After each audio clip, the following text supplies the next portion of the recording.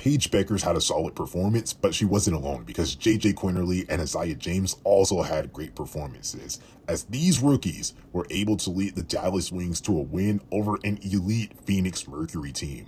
Before getting into the game, congratulations are in order.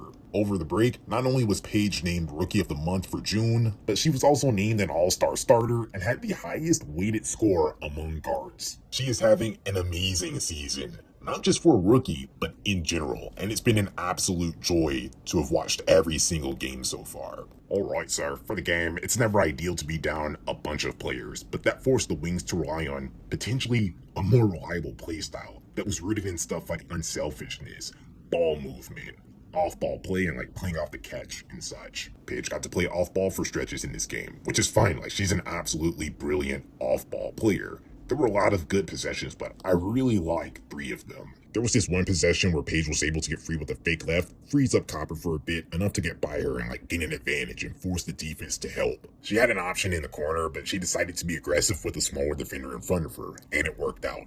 And one. She's a very nice advantage creator when she's playing off ball. Then there were 2 possessions when Paige capitalized off the small windows of open space that she had and made some catch and shoot threes, which go in more often than the threes that she shoots off the dribble, so that's an advantage to running her off ball for some stretches. Then for JJ and Aziaha, they had a lot of connections throughout this game, so like I guess I'll get 1 for each. There was this one possession when Aziaha came off a staggered screen, which freed her up from Westbeld, and Aziaha took advantage of Satu switching late and not being in the best position to defend. Then there was this really nice possession where Aziaha was able to generate rim pressure, and JJ took advantage of her defender ball watching and cut to the rim for a layup. There was a lot more to like about this game, but the most apparent aspect was just how willing everyone was to move without the ball in their hands, which created a lot of advantages. It is absolutely crazy to remember that JJ, Aziaha, and Louisa were mostly riding away on the bench in that 1-11 start, especially before Paige got injured. Now, the Wings have turned their season around.